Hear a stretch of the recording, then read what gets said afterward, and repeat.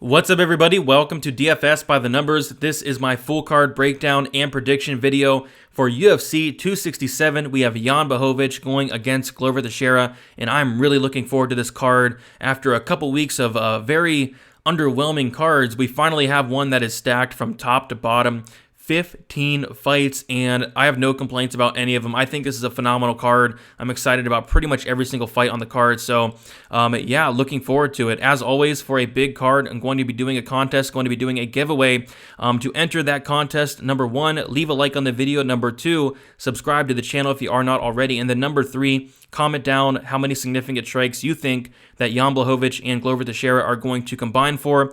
If there is a tie, as always, it'll go to the person that did comment first. And as always, it'll be $25 to first, Cashapp or PayPal preferably. So make sure you guys comment those down below. We'll see how close you can guys get, or if one of you guys can hit it on the dot, which is very, very hard to do. And yeah, I say we get into it. Before we start the video, please leave a like. Make sure you guys tune into the live stream Friday, 7 o'clock p.m. Eastern time after the weigh-ins. We'll talk through 15 fights. We'll talk some DraftKings. We'll talk some betting as well. Yeah, talk about the weigh-ins also. And then also 1 hour prior to when the prelims start is going to be Best Bet, where me, Uncle Weezy, Narco Cop, and I'll be getting a special guest on there as well. We're going to go over the best bet for each and every fight on the card. Usually we go live before 1 hour before the prelims start. Same thing here. The prelim will actually start at 10 o'clock in the morning, 10:30 a.m. Eastern time, and then we'll be going live at 9:30 a.m. Eastern time for best bets. So wake up early, come hang out with us there on Saturday. It should be a very fun time. So with all that out of the way, I say we get into it. So let's talk about UFC 267, and let's talk about the very first fight of the night. We have Tagir Ulanbekov going against Alan Nascimento. We have Ulanbekov is 30 years old, 5'7", with a 70-inch reach, 12-1 and 4-1 in his last 5 fights. Alan Nascimento, 30 years old, 5'9", with a 69.5-inch reach, 18-5 and 3-2 in his last 5 fights. And by the way, I'll put timestamps in the description. This is going to be a longer video. We have 15 fights to talk about. And also, if I pronounce a name wrong, you guys got to cut me some slack this week, because my goodness, this has to be the hardest card in terms of names to pronounce. So I'll try my best, but my goodness, this is tough. But either way, getting back to this fight here, yeah, we have a good one. So we see that Tagir Ulanbekov is going to be a big favorite. He opened up minus 300. He's now minus 350. And Alan Nascimento opened up plus 250. He's now plus 285. So yeah, I mean, we'll also see on this card where we have a ton of big favorites. 10 of these fighters, 10 of them are like minus 250 and greater. I think MMA Lock of the Night calls it like the Russian tax, and we are definitely getting that. A lot of these guys are big favorites, and maybe they don't deserve to be, this big of a favorite. Even like Tagir Ulanbekov, he's sitting at minus 350. I just don't get that. But we take a look at Tagir Ulanbekov. He made his UFC debut against Bruno Silva, and again, he was a really big favorite in that fight against Bruno Silva.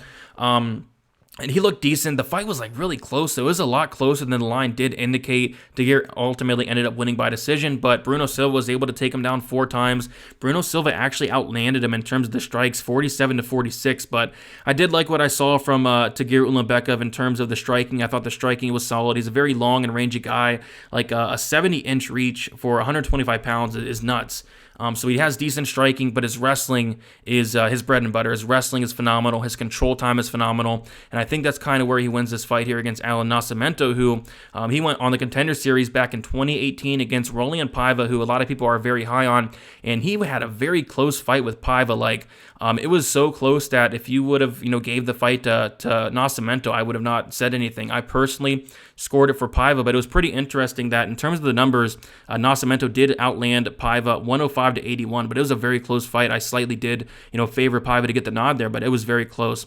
Nascimento did go 1 for 10 in that Contender Series fight with Paiva. Paiva, I think, went for like 1 for 1, so it just showed that Nascimento doesn't have the best wrestling, but he does want to get it down to the mat. And this is a fight where I think Ulanbekov is just going to get the better of the grappling exchanges. I think he's going to be able to get takedowns pretty easily. Nascimento does not have the best takedown defense really at all. Kind of accepts bottom position, kind of very confident on his back. And he's a great grappler in his own right, but I think Tagir is just going to take him down at will here, control him, kind of grind out a decision. On the feet, I actually did like what I saw from Nascimento, a little bit on the hittable side. He had a 44% striking defense in that Contender Series fight alone. But, I did like what I see from him, but I do like like the striking of Tygir as well. Like, very long, has a nice jab, but I think the wrestling is going to be the big difference in this fight. I think Tygir is just going to take him down, rinse and repeat, and win a pretty comfortable decision. But yeah, the minus 350 does seem a bit off. Like Nascimento's, he's not bad. He's not bad at all. He's actually pretty solid, but Tygir just seems like a nightmare to go against, especially, you know, when he's going to take him down, control him. I think he does win it pretty convincingly, but yeah, we'll see what happens. I'm going to take Tygir Ulanbekov to win by decision here. So we'll move on. We have Damir Ismagulov going against Magomed Mustafayev. We have Ismagulov, who is 30 years old, 5'10", with a 74-inch reach, 23-1, and 5-0 in his last 5 fights. This is a guy that is on an 18-fight win streak. Mustafayev, he is 33 years old, 5'8", with a 71-inch reach, 14-4, and 3-2 in his last 5 fights. We'll take a look at the odds. We have another pretty big favorite. Ismagulov opened at minus 300. He's now minus 260. And we see that Magomed Mustafayev opened up plus 250, and he's currently plus 220. Another pretty wide line, and yeah, I agree. I disagree with this line as well. We take a look at, you know, Ismagulov, and he went on a little bit of a layoff in his last fight, and he came back against Rafael Alves. Went back and watched that fight today. I just did not like what I saw. He got hurt bad in the first round against Rafael Alves, you know, nearly finished in that first round. He ends up controlling the rest of that first. He dominates the second. His striking looks a lot better. And then in the third, like out of nowhere, Rafael Alves, who I expected to gasp with like in the first, you know, couple minutes in that fight, Rafael Alves was the one coming forward in the third, having success, and I believe he won the third round on all 3 judges' scorecards, which was crazy, because I kind of expect Damir Ismagulov to probably finish him by then. Alves is somebody that he was the guy that missed the weight by like 20 pounds against Pat Sabatini. The fight got called off. He got matched up against Damir. But yeah, Alves looked really solid in that fight, or at least a lot better than I thought he would, because Damir was like minus 600. But regardless, just wasn't a good look for me. I did not like that. And as far as, you know, Mustafayev goes, Mustafayev is somebody that we don't see a lot. He fought in 2020. He fought in 2019 once. He fought in 2016. He's fought 3 times since 2016. So yeah, we do not see this guy a lot, but you know, he's a very good striker. You know, he's the guy that knocked out Rafael Fiziev with a spinning back kick, phenomenal kick there, knocked him out there. I believe the only person to finish Rafael Fiziev. So he definitely has a lot of power. This guy's a finisher. He has 3 knockouts in the UFC. He's a 100% finish rate. And just seeing Damir Ismagulov getting hurt bad against Rafael Alves kind of gives me some pause with this line. But I think the big difference in this fight, the big game plan for Ismagulov would be just take this guy down. I mean, Mustafayev has a 23% takedown defense, and that's mostly because Kevin Lee took him down 7 times in only 2 rounds. And then also Piotr Hallman took him down twice in his debut as well. But he can be taken down pretty easily. And Damir Ismagulov's, his wrestling is really good. His control's really good. We saw that after Alves hurt him, he was able to get on top and finish that round on top of Alves, who is a black belt for the first round. Also took him down in the second round as well. And then even in his debut, Ismagulov was able to go out there and take his opponent down 5 times and control the majority of that fight. So he definitely has the path to victory there of getting the fight down to the mat. In his debut against Alex Georges, he had 5 takedowns, 9 minutes and 46 seconds of control time. I kind of see that here, like on the feet, like I like Ismagulov striking, but he's not going to have like a significant advantage. I think both guys are going to be very competitive when it comes to the striking, but I think the big difference, again, is going to be the takedowns of Ismagulov. Exploit that 23% takedown defense, which is not good. So for that reason, I got to go with Ismagulov. I want to say by decision. Takedowns, control time, kind of grinding out a decision here. But if there is a finish in this fight, I do think it's going to come from the Mustafayev side. Again, Mustafayev has a 100% finish rate, and Ismagulov is not really a finisher. No finishes in the UFC, only a 56% finish rate there. But yeah, I'm going to take Ismagulov here to win a decision. But I do think, again, I think it's going to be a lot closer than the line does indicate. But I'll take Ismagulov by decision. All right, this is probably the lowest level fight on the card, but I'm like shockingly looking forward to it quite a bit. We have Andre Petrovsky going against Yazong Hu. We have Petrovsky, who is 30 years old, 6 foot, with a 73-inch reach, 6-1 and 4-1 in his last 5 fights. Yazong Hu, 26 years old, 6'3", with a 72-inch reach, 3-2, obviously 3-2 in his only 5 fights. We'll take a look at the odds here. We do see that Petrovsky opened up minus 110, now minus 215. and Hu Yazong opened up -110, and he's now +185. So some early money coming in on the Petrovsky side. And yeah, this is an interesting fight. So Yazong Hu is somebody that he made his UFC debut at heavyweight, and then his next fight was at light heavyweight, and this fight is now at middleweight. So he's going to be fighting in 3 different weight classes in 3 different fights. And the thing with Yazong Hu is he got taken down 4 times against Cyril Asker, who is obviously a heavyweight, and he got submitted by Asker in that second round. Against Rashad Coulter, it was a very competitive fight. I personally did score it for Hu. I thought that Coulter won the first round. He dropped Hu, and then I thought the second round was very, very close, could have went either way, and I thought Hu clearly won the third round. But regardless, he did lose that fight to Coulter there, and then he takes a big layoff. So the last time that Hu has fought was back in 2018 in November, so almost a 3-year layoff for Yazong. And he's somebody that's training at Tiger Muay Thai, and I kind of think we're going to see improvements. We see time and time again these young guys take years off and they come back looking really good. Like, for example, Nikolai Negamarianu, he took about 3 years off. He's now on a 2-fight win streak, beating Alexa Kamar, just recently knocking out Ike Villanueva in about a minute. I could very well see some improvements from Yazong Hu. He can't get any worse. You go back and watch tape on this guy. He looks awful. He gets taken down, 0% takedown defense against Asker. Asker 4 for 4 submits him. Again, that was at heavyweight. And then against Rashad Coulter, this guy is hittable. 38% striking defense. He eats punches with his face, but he is very, very durable, has a brick for a face, and he can take a punch. He really can. On the Petrovsky side, though, I go back and I watch the Michael Gilmore fight, and I'm very underwhelmed. I expected him to finish Gilmore in the first round. Gilmore's somebody that's been submitted 5 or 6 times in his career. They were kind of feeding Andre Petrovsky to Gilmore to get a win in that fight, and Petrovsky gets him down in the first round. Gilmore survives, and then the second round, Gilmore outstrikes him in that second round. Petrovsky loses the second round to Michael Gilmore, which is terrifying. It's not good. It's not good at all. So this is a fight where Petrovsky is coming in on short notice. There's still a ton of red flags with Petrovsky. I don't think his striking's good. I don't think his striking defense is good.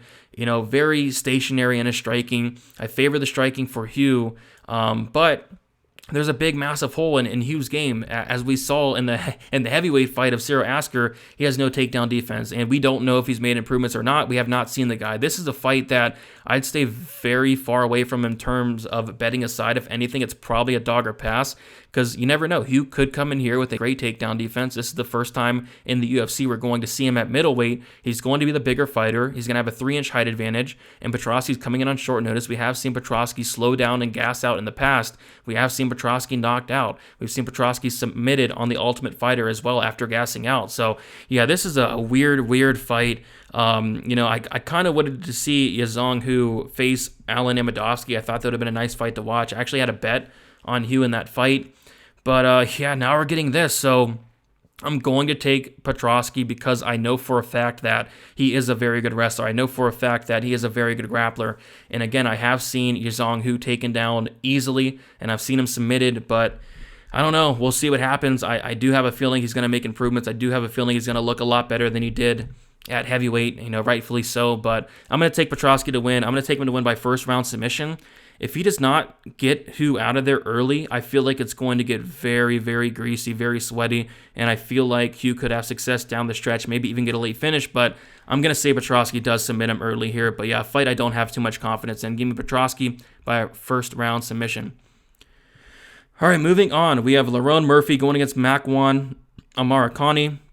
We have Murphy, who is 30 years old, 5'9", with a 73.5-inch reach, 10-0-1, and 4-0-1 in his last 5 fights. Makwan Amirkhani, 30 years old, 5'10", with a 72-inch reach, 16-6, and 2-3 in his last 5 fights. We'll take a look at the odds here, and we do see that Lerone Murphy is -300, opened at -300, currently -300. Makwan Amirkhani opened up +250, currently +250 as well. So pretty simple fight to break down. This is how all, Makwan Amirkhani fights get broken down. Can he get a first round submission or not? This guy is very talented. I think, he's solid wrestling, a solid ability to get it down to the mat. His grappling is next level. This guy is legit on the mat. Multiple submissions in the UFC, even has a knockout in the UFC. This guy's dangerous very, very early. The problem with Makwan Amirkhani is he has about a round of gas. That's the big problem with him, and he's not getting any younger. He is now 33 years old, going against Lerone Murphy, who is 30 years old. And I like what I see from Murphy. Murphy is a guy that's very well-rounded. His striking's very good. Takedown defense definitely needs some work. Ground game solid, though. It's simple as this. If Murphy can survive the first 3.5, 4, 5 minutes of the fight, he's going to win. But I feel like Murphy can have, some problems early. Like, Murphy's somebody that on paper has a 41% takedown defense. That's not good. That is not good against Makwan Amirkhani, but all he literally has to do is survive the first round. Makwan, he gassed out bad in the Kirk fight. He was still getting takedowns, but he wasn't landing anything. He wasn't doing anything. He gassed out a bit in the Barbosa fight, even without wrestling that much. He still got 3 takedowns, but let's see, where he gassed out in the Burgos fight as well. That was bad, and he also got knocked out in the Burgos fight. So, yeah, I'm going to say that Makwan's live early. I'm going to say he's very live early for a submission, for a finish, but I just don't think he has the gas tank to go into that second and third round. If you do like Makwan, I'd bet him pretty simple. Round 1 submission, round 1 in general. If you do like Lerone Murphy, though, instead of the minus 300, I kind of wait for like a live betting situation, because I do fully expect Makwan Amirkhani to potentially even win the first round. It's just I can't see him having success past that, and for that reason, I have to pick Murphy, and I'm going to pick him to win by decision.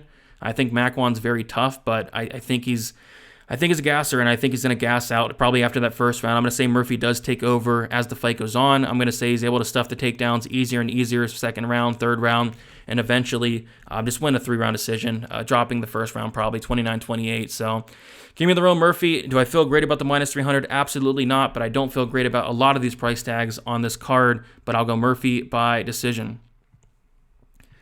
All right, so this is the fight I'm least looking forward to. We have Mikhail Oleksiejczuk going against Shamil Gamsatov. 15 fights on the card. They're all pretty good, but this is the one fight where I'm like, I don't really care for it too much, but we'll see what happens. We have Gamsatov. He is 31 years old, 6'2", with a 75.5-inch reach.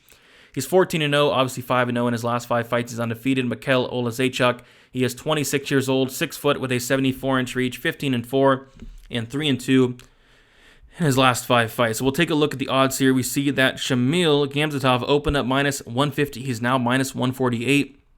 Mikhail Oleksiejczuk, he opened up plus 130. He's now plus 128. So, yeah, I'll be honest, guys. I just don't see it with Shamil. I'm not impressed with this guy. I went back and watched tape on him. And first of all, there's only like 4 fights available to watch, and I'm just very, very underwhelmed with the guy. Like, I went and watched his UFC debut against Klidson Abreu. Like, not much happened. I'll give him that. He's very active with the leg kicks, but outside of that, just a very, very boring fight. That Klidson Abreu fight was terrible, to say the least. And then even outside of that, I watched a fight with him in the PFL. Just doesn't do a ton. And, you know, I guess for him in this fight, he's going to need to get takedowns. Mikhail Oleksiejczuk has a huge gaping hole in his game, and that gaping hole is the takedown defense, and it's sitting at 40%. The reason being is because Jimmy Crute took him down 8 times in the span of 3 minutes and 29 seconds. OSP took him down once as well. So, I mean, it's written on the wall. Like, how do you beat Mikhail Oleksiejczuk? Well, one is you either survive the first round, he gasses out, you submit him shortly after, or 2, you just take this guy down and submit him. Jimmy Crute submits him, OSP submits him, and those are his 2 losses in the UFC. You take a look at Shamil, though. Like, that's not something he does. I mean, he went for 1 takedown against Klidson Abreu, and I watched another fight, he got a takedown, he kind of caught a kick, and then in another fight, he went for 1 takedown the whole fight. So he's not going out there like spamming takedowns, which is kind of what I'd like to see if I was laying chalk on Gamsatov here. It's a close fight. It's a very, very close fight. I guess my question is, which version of Mikhail Oleksiejczuk is going to show up? There's 2 versions of this guy. The first version is going out there, you know, landing a ton of volume and trying to get an early finish like he did in the Jean Vellante fight. Had a nice knockout there. Like he did in the Antigulov fight. Had 3 knockdowns in 44 seconds. Tried to do it against OSP. Hurt OSP in the first round. OSP survives. Oleksiejczuk gasses out. He gets submitted. And then in the Bukauskas fight, he comes in against Bukauskas. We see a version of Oleksiejczuk we're not used to, a more calculated version of Oleksiejczuk, limiting the volume a little bit, kind of playing into Modestas Bukauskas' game, and he ends up beating Bukauskas. And I disagreed with the decision, but it was just interesting to see him come in there with that game plan. So is Oleksiejczuk going to go back to trying to go out here and knocking out Gamsatov in the first round? Or is he going to kind of, do that game plan against Bukauskas where kind of, just lower volume, more technical, kind of conserve the gas tank a little bit? Because, yeah, Oleksiejczuk kind of looked more fresher than Modestas Bukauskas in that third round, which definitely shocked me. So we'll see.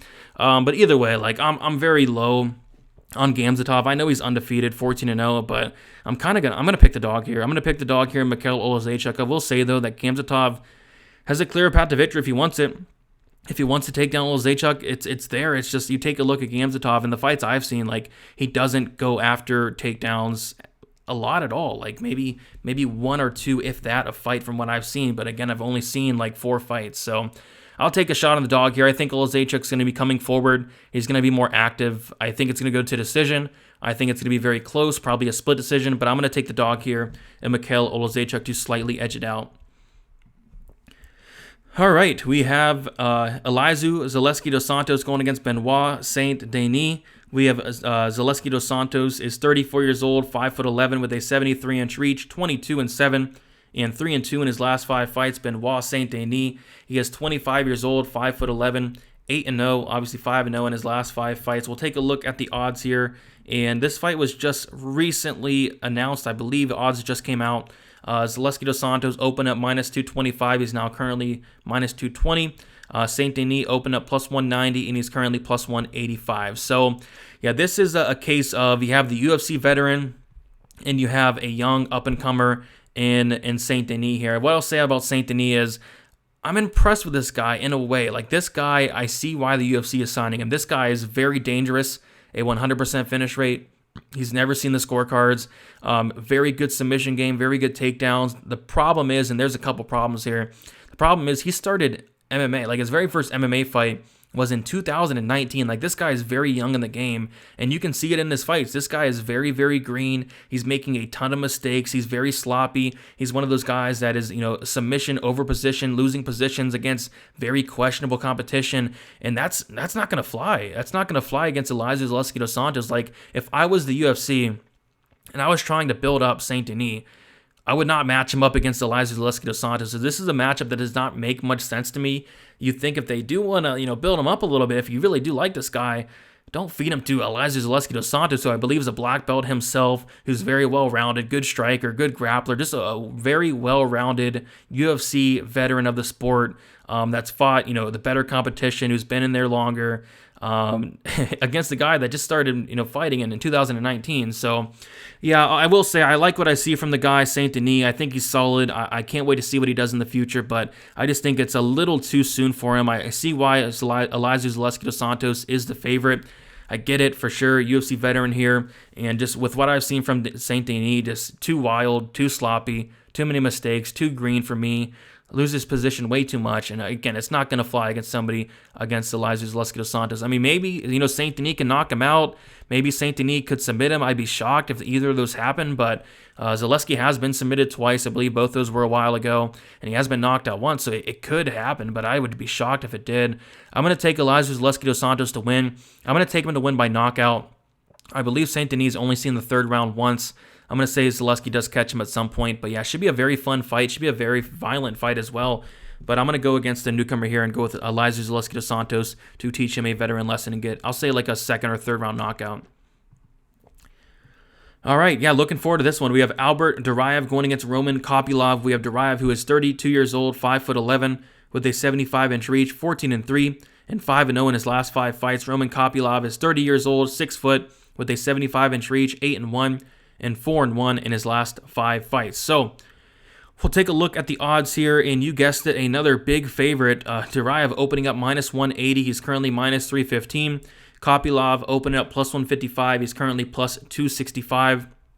And yeah, so Duraev is somebody that was on the contenders here, I think just like a month ago. So he's getting right back into it here. against Roman Copylove, who has not fought in some time. The last time we saw Copylove fight was back in 2019 in November against Karl Roberson, and like I said, against Duraev, last time he fought was in September. So, yeah, interesting fight. I guess the big aspect of this fight is going to be the takedown defense of Copylove, his ground game.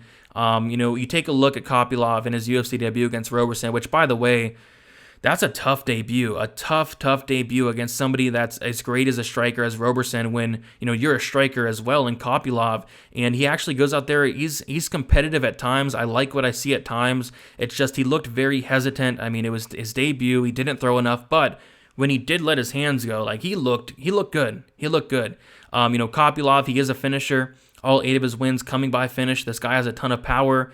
A 100% knockout rate. So when he's winning by knockout. And we do see that Duraev, although these knockout losses were a few years back, Duraev has been knocked out 3 times. So there is a path to victory for Copylove. But man, Karl Roberson in the 3rd round, he takes him down, and it looked like Copylove just has never been on the map. I mean, he showed no resistance in the ground game of Karl Roberson, and it's Roberson who typically, I think his ground game's underrated, but Roberson's typically getting submitted, but just to see Roberson go out there and just submit him with like no resistance, he made it look easy, and Duraev is legit.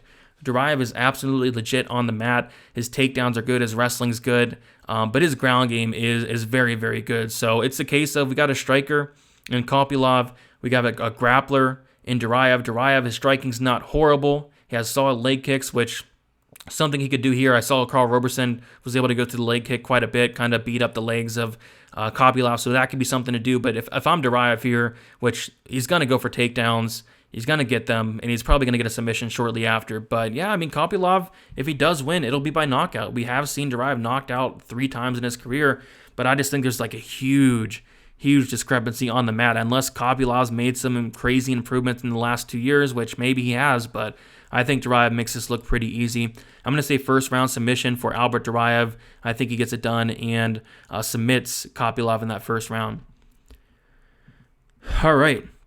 Moving on up the card, we have Zabara Tukhugov going against Ricardo Ramos. We have Tukhugov is 30 years old, 5'8" with a 68-inch reach, 19-5-1, and 2-2-1 in his last 5 fights. Ricardo Ramos, he is 26 years old, 5'9", with a 72-inch reach, 15-3, and 3-2 in his last 5 fights. So, yeah, Ramos is going to be 4 years younger. He's going to have a 1-inch height advantage. He's going to have a 4-inch reach advantage as well.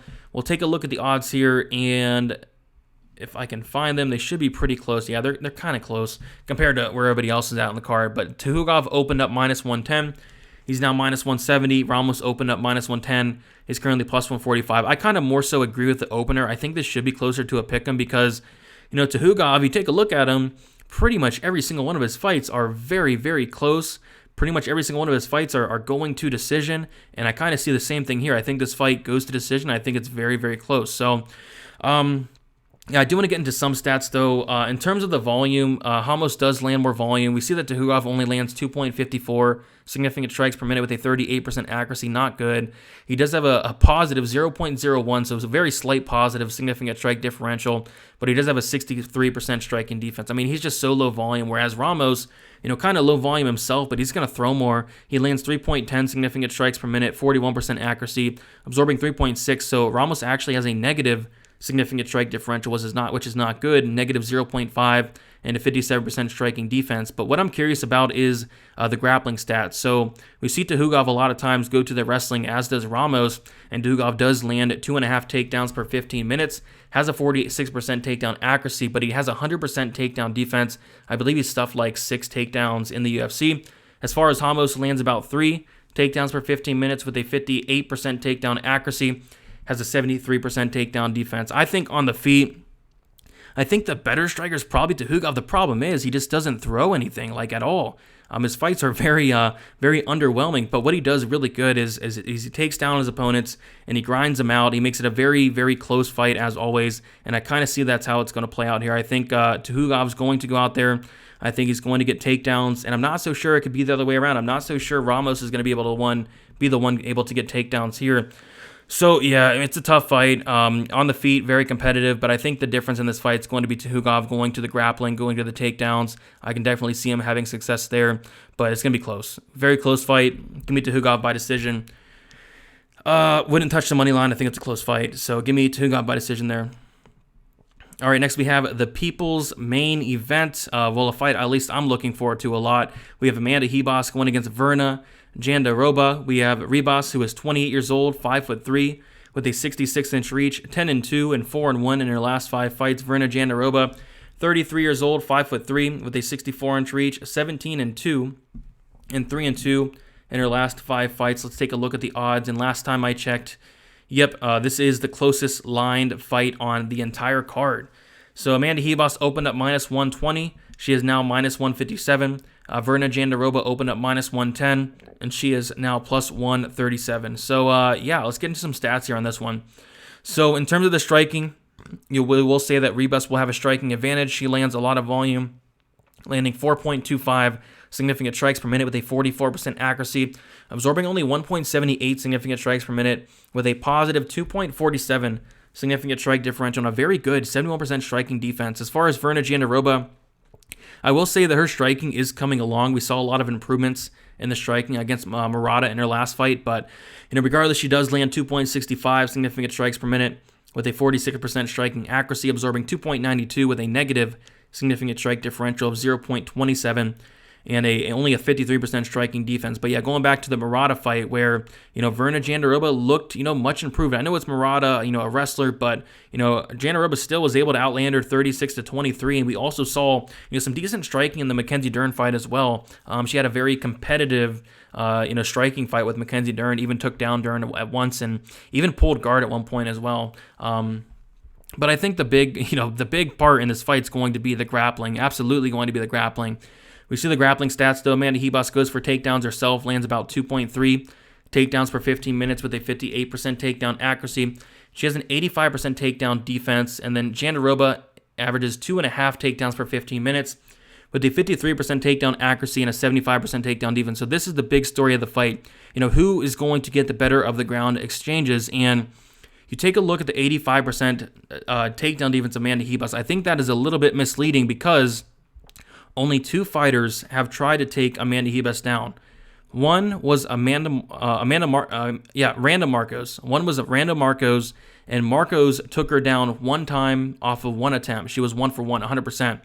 And the other fighter that tried to take her down was actually 0 for 6, and that fighter was Mackenzie Dern, who, as we know, she has a phenomenal BJJ, but the wrestling and the takedowns are just awful. A 10% takedown accuracy for Mackenzie Dern. That is even after getting a takedown against Marina Rodriguez. So we know that, maybe a little bit misleading. How good really is Amanda Hibas' takedown defense? Because she was taken down easily by Miranda Marcos. Marcos was 1 for 1. And also outside of the UFC, there was a fight I saw where she was taken down very easily as well.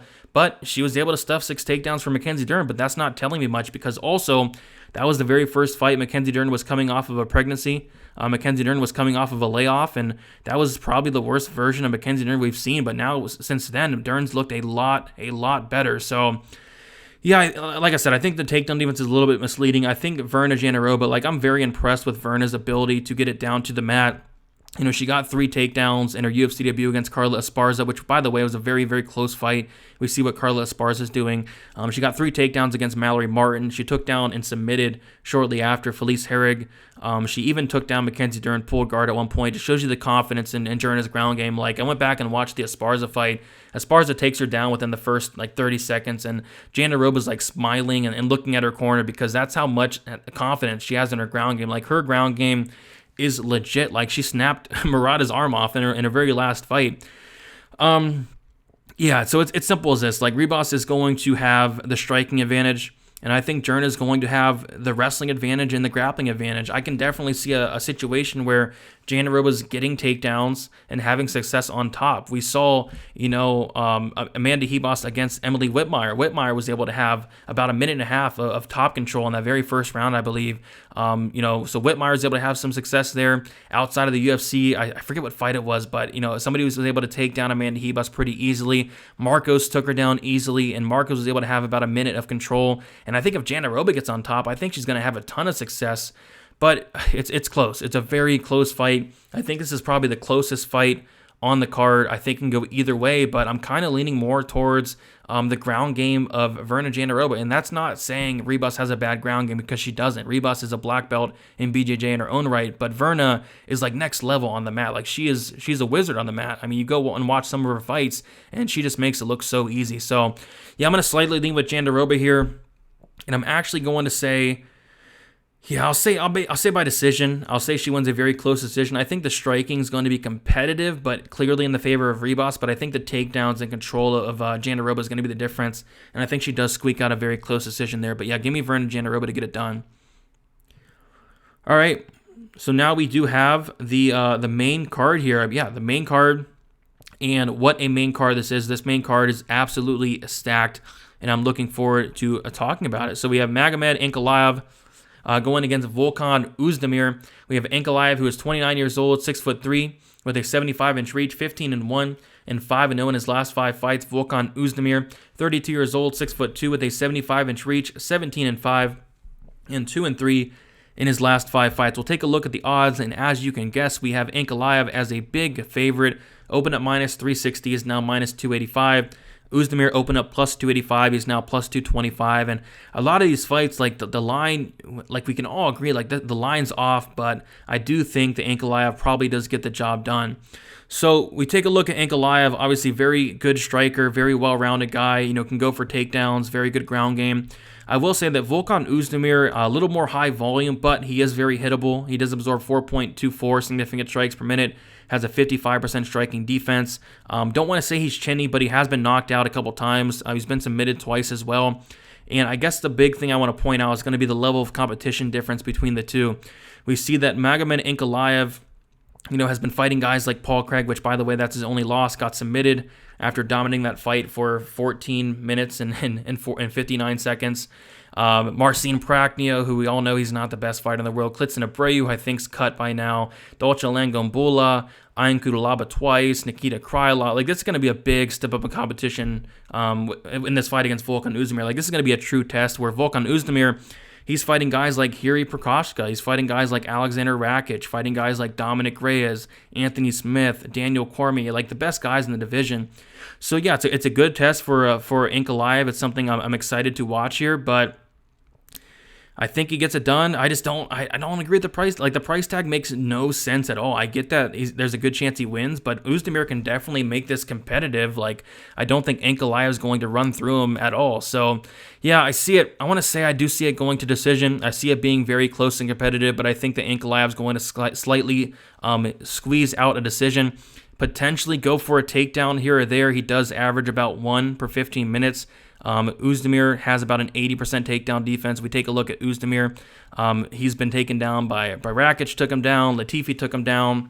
Smith took him down. Cormier took him down. So yeah, it could be a path where Ankalaev can mix in takedowns here or there. Don't see him having a ton of success for it, but I think that could be on the table. So yeah, I think it's going to be close, guys. But yeah, I'm going to go with Ankalaev to get it done. Could he knock him out? Potentially. Prokoshka knocked him out. We see that Anthony Smith submitted him. Daniel Cormier knocked him out. So it could happen, but I'm kind of more leaning towards the side of Magomed Ankalaev. Slightly edges out a decision. He's good. He's a good fighter, but man, this is going to be a big test for him compared to guys like Paul Craig, which he lost. Compared to guys like Ian Kudalaba, guys like that, Dolce, Klidson Abreu, guys like that. So we'll see what happens. But yeah, I got to go with Ankalaev to get it done. But I do hate the price tag. But I do hate the majority of these price tags on this card. Like I said earlier, the Russian tax is real because, my goodness, a lot of these prices do not make sense. But we'll see what happens. Give me Magomed Ankalaev by a decision. All right, next we have Khamzat Chimaev going against the Leech, Li Jingliang. Chimaev, 27 years old, 6'2", with a 75-inch reach, 9-0, and 5-0 in his last 5 fights. The Leech, 33 years old, 6 foot, with a 72-inch reach, 18-6, and 4-1 in his last 5 fights. So Chimaev, going to be 6 years younger, going to have a 2-inch height advantage, and also a 3-inch reach advantage. And yeah, so we'll take a look at the odds here. We see that Chimaev is going to be, I think he's like the second, I want to say he's the second biggest favorite on the entire card, and he keeps getting wider. Opening minus 350, he's currently minus 575. The Leech opened up plus 285, and he's currently plus 385. So yeah, I like Chimaev here. I mean, this guy, just to kind of show how dominant Chimaev has been, I kind of want to take a look at his 3 UFC wins. And yeah, these guys are nothing spectacular, but the performances he's been putting on are very spectacular. So in his 3 wins in the UFC, Rhys McKee, Gerald Meerschaert, and John Phillips, his opponents, all 3 of them, have combined for a massive 1 significant strike. 1 significant strike. That is just crazy to think about. Chimaev outlanded John Phillips 43-1. John Phillips hit him 1 time, 1 significant strike. Rhys McKee got outlanded 40-0. That's dominant. That is dominant. Yes, these guys are not in the UFC anymore. Yes, John Phillips has a 7% takedown defense. Yes, McKee's been cut, but still, like, that is very, very impressive. And then he goes out there and knocks out Gerald Meerschaert with like the very first punch he lands. Knocks him out. Shows that, yeah, he can knock out guys as well. Like, Khamzat Chimaev is a very special fighter. There are some concerns. He had a very bad case of COVID a couple months back. He talked about retiring and all that, but looks like he's good to go.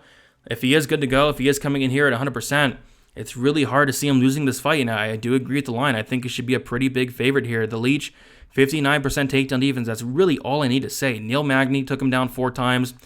He's been taken down by guys like Jake Matthews, took him down and controlled him. You know, Bobby Nash took him down. You know, guys like that. Talib took him down as well. He got taken down 3 times in his UFC debut a few years back also. And, you know, Khamzat Chimaev is probably going to be, you know, he's going to take him down. Khamzat Chimaev's takedowns are phenomenal. His wrestling's phenomenal. His grappling's phenomenal. I've seen him pick up guys, walk him across the cage, bring him to his corner. He's great. He's great. He's the younger guy as well. I just think it's a very tough matchup for the Leech. As long as Chimaev's like not like compromised or anything from the COVID and all that, I think he should roll here. I guess the only concern would be if this fight did get extended, you know, what is Khamzat Chimaev's gas tank going to look like in, like, say, the 3rd round? So that, I guess, would be, like, the only thing that gives me pause. And on top of that, the layoff gives me a little bit of pause as well. I believe it's like an over a year layoff of Chimaev. But you take a look at his fights, round 1 finish, round 1 finish, round 2 finish, early round 2 finish, round 1 finish, round 1 finish, round 1 finish, round 1 finish, and a round 1 finish. So it looks like he's never been over the 1.5 round mark. Could that change here? Potentially. And if it does, what's he going to look like later in the fight? So that's my only concern. But I feel like it's a good spot here for him. I feel like it's a very winnable fight. It's a step up. Definitely a step up. You know, from Rhys McKee, John Phillips, it is 100% a step up. But it is a step up that I think he does pass. So give me Khamzat Chimaev and give me Khamzat Chimaev to win. I'll say submission. I'll say 2nd round submission for Chimaev there. But it might get dicey if it does get into the 3rd. But I don't think we'll have to worry about that too much.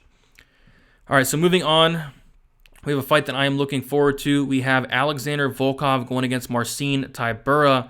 And yeah, looking forward to this fight. So we have Alexander Volkov is 33 years old, 6'7" with an 81-inch reach, 33-9, and 3-2 in his last 5 fights. Marcin Tybura, he is 35 years old, 6'3", with a 78-inch reach, 22-6, and 5-0 in his last 5 fights. Yeah, Marcin Tybura, a pretty big win streak there for him. I mean, winning 5 fights in a row, pretty impressive.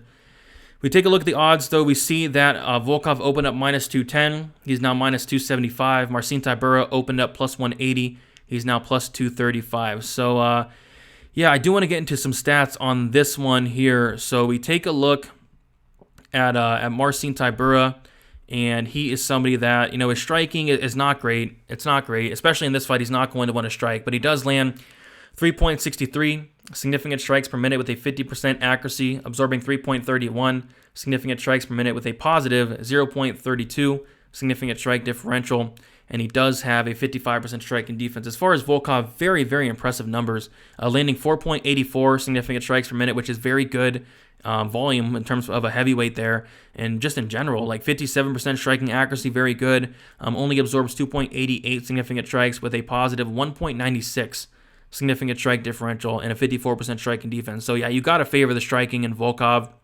And really, in my opinion, it's not even close, especially considering Volkov is going to have a 3-inch reach advantage as well to go along with it, and also a 4-inch height advantage to go along with it. His striking is definitely looking very, very good. And in terms of the grappling stats, though, so this is where Tybura, if he's going to have success, this is where it's going to be. Tybura does land 1.67 significant or takedowns per 15 minutes. He has a 45% takedown accuracy and has an 82% takedown defense. As far as Volkov, doesn't really go for many takedowns. I don't expect him to here. I'd be shocked if he did. Lands about a half a takedown per 15 minutes, but he does have a 70% takedown accuracy, and he has a 67% takedown defense. But I think there's something to note with that. So on the show I did with Uncle Weezy on Stat Diggers on Pub Sports Radio on Sunday, I asked him, I said, hey, what would Volkov's takedown defense be if the Curtis Blaydes fight didn't happen? You know, it happened, but it's Curtis Blaydes. I think we can kind of give him a pass here, best wrestler in the division. And the answer to that is Volkov's takedown defense without the Curtis Blaydes fight would be around 85%, 86%, which is very, very good. And yeah, in that Blaydes fight, you know, Blaydes took him down, 14 times? He took him down 14 times in that fight, which, yeah, it's a lot, but it showed that he could get up, showed that he has a good get-up game, his ground game is solid as well. And you take a look, after that Blaydes fight, he kind of put on some weight. And now he's been weighing in around 265 pounds. And he's looking like the best he's ever had. Like, he knocked out Walt Harris in the second round. He knocked out Overeem in the second round. And he had a very competitive fight with Gane. I mean, he clearly lost that fight, but there were rounds where he outlanded him in the first round. He tied him in the fifth round. He clearly lost, but it was close. It was competitive. And we all know how good Cyril Gane is. So, yeah, and you even take a look at, you know, Volkov's takedown defense against Gane. Gane was 0 for 4 on takedowns against Volkov. We see that Overeem was 0 for 1 on takedowns as well. Walt Harris was 0 for 1 as well. So, yeah, I mean, I think Volkov's takedown defense is very good. I mean, outside of the Blaydes fight, which, again, that was Volkov, who I want to say he weighed in around 242 pounds. Now he's weighing in at 265, the max limit. So I think that's definitely going to help him here. He's going to be, you know, the bigger guy, the heavier guy as well. Don't know exactly what Tybura weighs in at. I want to say around 245, around there. So, yeah, he's going to have a big size advantage. He's going to have a striking advantage. And if Tybura is not able to get him down, I think it's going to be very ugly. I mean, Tybura is somebody, I don't think his chin is that great. He got hurt bad against Walt Harris in his last fight. Walt Harris was so close to getting him out of there. And then Walt Harris does what Walt Harris does. He kind of gassed out, and Tybura was able to finish him. Greg Hardy was teeing off on Tybura in that first round. Hardy outlands him in the first round, 38-16. That is Greg Hardy.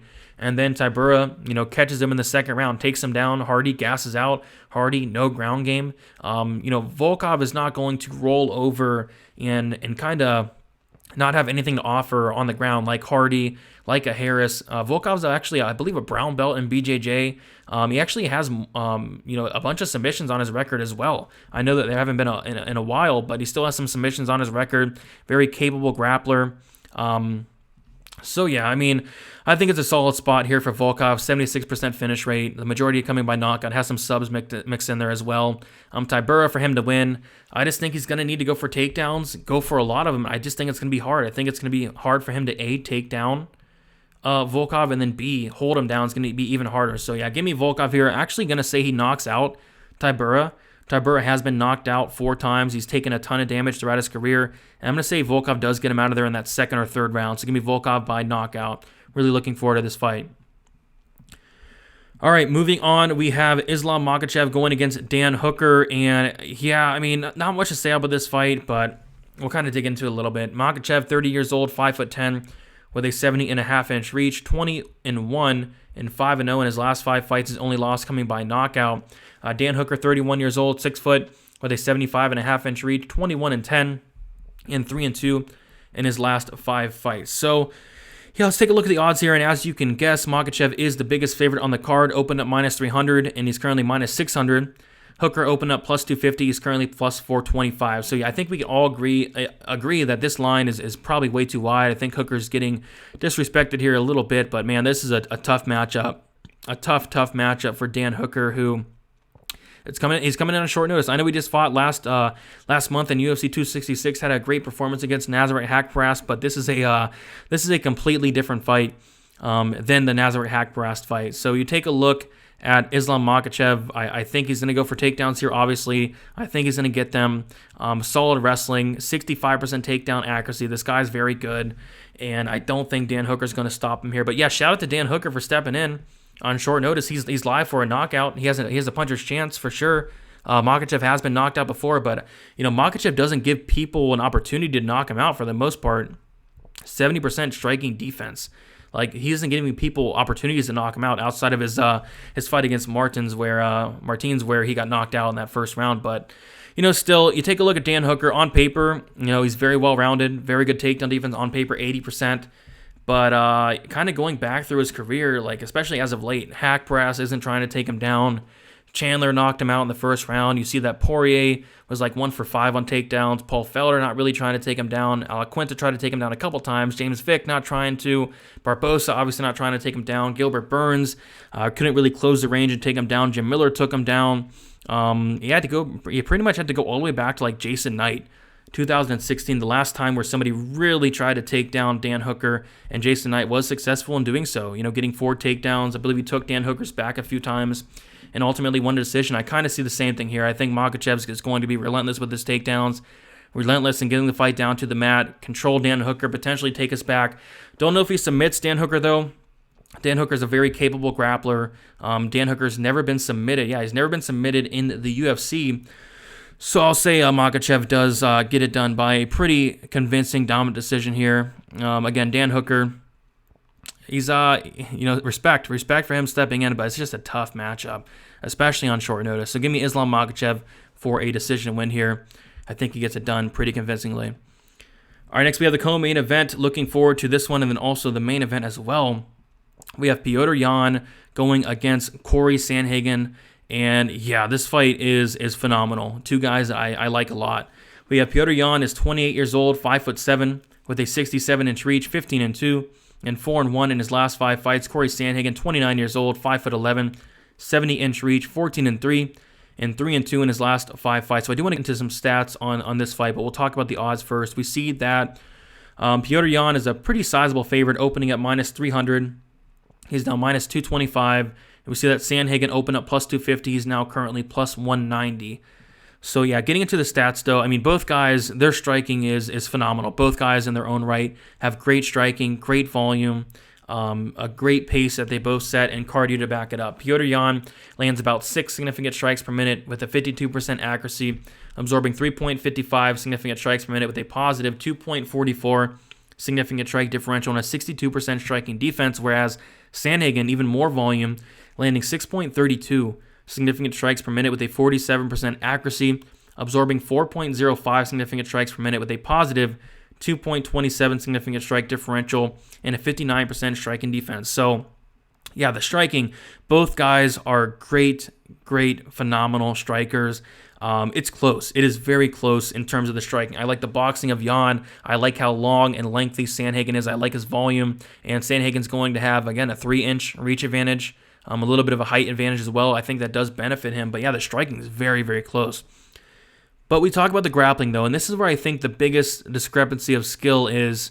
And, Sandhagen, he's skilled on the mat. He's skilled on the mat. He's very skilled on the mat. But what I'm trying to say is his takedown defense leaves a lot to be desired. Sandhagen has a 65% takedown defense. He doesn't really go for many takedowns. Petr Yan, though, he goes for takedowns, lands 2.14 takedowns per 15 minutes and a 66% takedown accuracy. Great numbers there. And Yan has a 90% takedown defense. But going back to that Sandhagen takedown defense, it is sitting on paper at 65%, but I forget what it was without the Dillashaw fight, but Sandhagen's takedown defense used to be like 40%, something really bad like that, like 38%. But it actually went up because TJ Dillashaw in their fight, he went 2 for 19 on takedowns, and I heard that Dillashaw was injured. He hurt his leg in that fight, so maybe that could have been the case. Dillashaw was also coming off of a layoff, so that could have affected it as well. But regardless, Sandhagen did stuff 17 takedowns from TJ Dillashaw. Yeah, it's a close fight. I think the line should be a little bit closer here. I am going to side with Petr Yan, though. I think he can mix in the takedowns. I think he can use some wrestling here. I think that's going to be the big discrepancy in this fight between the two. We saw that Dillashaw was able to take down Sandhagen. Dillashaw was able to rack up 8 minutes and 22 seconds of control time. I can kind of see the same thing here with Jan. I'm going to say Jan gets it done. I'm going to see Jan gets it done by decision. But this is going to be a very close fight because although Corey Sandhagen, I think he has horrible takedown defense, he has a very good get-up game. So I can see Jan getting a takedown, Sandhagen standing back up, rinse and repeat. But I'm going to say Jan slightly edges it out. It's a close fight. Another close fight, but a really good one. I'm really looking forward to this fight. But give me Petr Yan to win a very competitive decision there. All right, and then we have the main event. Before we talk about it, though, if you guys are still here, smash the like button. I really do appreciate you guys. I'll appreciate all the support as well. Don't forget to comment down the significant strikes between these two. Let's see if we can. Let's see who can get it. Let's see who can get it right on the dot. But we have a very good main event here. Jan Blachowicz going against Glover Teixeira. Me and Wheezy, Uncle Wheezy, did a main event deep dive on my channel. If you have not checked it out yet, go check it out. Went really deep into this fight. But yeah, we Blachowicz here.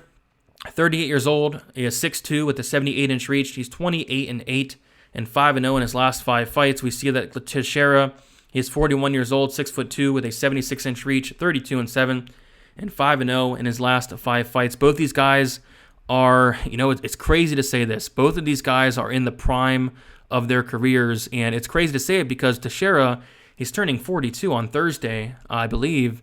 And this is the best he's ever looked. Like, Teixeira has looked phenomenal, beating Thiago Santos, Anthony Smith, Nikita Krylov, Ian Kudalaba, Carl Roberson. He's on a nice little streak here. And same thing with Jan Blachowicz. Like, he's 38 years old, and this is the best version of Jan Blachowicz we've ever seen. Beating Luke Rockhold, going on this crazy run, beating Souza, beating Corey Anderson in dominant fashion. Same thing with Dominic Reyes, knocking him out in the second round, and then beating Israel Adesanya. Impressive, very impressive. So, some things I want to talk about is, we'll start with the striking, right? So the striking, it's Jan for me all day, in my opinion. I think Jan's the much better striker. I mean, what he did in his last fight against Adesanya, I know Adesanya was coming up a weight class, 205, but still, it's Israel Adesanya, and he goes out there, which, by the way, the commentary was extremely biased, because, watching live, I did think Jan Blachowicz was winning, but slightly. But yeah, the commentary was making it look like Adesanya was up like 3.5, 4 rounds there. But you go back and look at the numbers, and they're a lot, different than I kind of expected them to be. So Blachowicz actually outlands Adesanya in terms of significant strikes in every single round, which is, impressive to say the least. 18-13 in round 1. 23-21 in round 2, 24-21 in round 3, 14-11 in round 4, 28-12 in round 5. So yeah, he outlands Adesanya every single round. I know he had takedowns in 2 of those 3 rounds, but still, or 3 of those 3 rounds, but still, pretty impressive. Very, very impressive. So yeah, I mean, we all know how this fight's going to go. It can go one of two ways. Either Teixeira, gets knocked out, or Teixeira gets knocked down and then somehow magically comes back alive and gets a takedown himself and gets a finish. Like, that's how Teixeira fights typically go. Like, against Thiago Santos, he got dropped twice in the first round. I thought he was done, and then he digs deep and goes for a takedown, and then he grinds out round 1, he wins round 2, and then in the third round against Thiago Santos, he gets dropped bad again, near finished, and then he digs deep once more, ends up finishing Thiago Santos in that third round, and that's how a lot of fights go. Like in the Carl Roberson fight, he gets dropped with elbows, finishes Roberson shortly after. I believe Ian Kudalaba hurt him as well. So, yeah, I mean, I heard an interview, and you can't really look into these interviews that much, but Jan Blachowicz was talking about when he hurts Teixeira, because it's going to happen, he's not going to rush in and try to get the finish like Santos did, like Roberson did. He's going to be very calculated with it. He's going to take his time, and that's what you should do. Like, when Teixeira's hurt, don't rush in and try to finish him, because he's going to go and take you down and finish you himself. So, yeah, I like what he said there. Like, take your time, drop him a couple times. But yeah, Glover's he's so chinny, but he's so tough. He has a big heart. He doesn't give up, and I do like that about him. But I think Jan does knock him out here at some point in time. I mean, Jan hits very hard. Glover's now 42 years old. For Glover to win, he's going to have to take down Jan Blachowicz, and Blachowicz's takedown defense is very good. Very, very good. A fun little stat here is, on paper, 65% takedown defense for Blachowicz, but you take a look at the last 10 fights, only one person was able to take him down. Nikita Krylov took him down. So yeah, his takedown defense looks good. Souza was 0 for 5. Rockhold was 0 for 5. Anderson didn't even get a chance to take him down. He got knocked out. So yeah, I'm going to go Blachowicz here. I could see Teixeira having success here or there, but I think Blachowicz knocks him out at some point. I mean, they got 42 years old. The chin is just not there. And it's a recipe for disaster against Jan Blachowicz. Like, at range, it's Blachowicz all day. He's going to have a lot of success, and I see it Teixeira having a hard time getting Blachowicz down to the mat. For that reason, I say he does win by knockout here. So, yeah, guys, that's about it. 15 fights that took forever. I did put some timestamps in the description below as well. If you all can please leave a like on the video. One small like does go a long way. We have a big card here. Hopefully we do get a lot of likes on the video. Do appreciate that a ton. It does not go unnoticed. And then also subscribe to the channel if you have not yet. And then be sure to comment down how many significant strikes you think Blachowicz and Teixeira will combine for. Kind of a tough one. I can honestly see this ending in any round or even going to decision, believe it or not. But yeah, tough one, but somebody's going to win regardless. Tune in to my live stream, 7 o'clock p.m. Eastern Time on Friday after the weigh-ins, and then also 1 hour prior to the prelims on Saturday, early card, waking up early, 9:30 a.m. Eastern Time for Best Bet, me, Uncle Weezy, Narco Cop, and a special guest that I've not found out who's going to be yet, but it'll be a special guest nonetheless. So, again, thank you all for your support. Leave a like on your way out. Good luck for UFC 267. Let's make some money. I do have one bet already. Not a ton of spots sticking out. Lots of big favorites. I want to kind of, caution people, in doing like these big parlays because a lot of these guys don't deserve to be big favorites. But I have one big play already. Looking at some other spots, so hopefully make some money here. You can follow me on Twitter, DFS_numbers. Instagram, DFS by the numbers. If you want to chat it up on there, my DMs are always open. And yeah, just good luck, guys, and we'll talk to you very soon.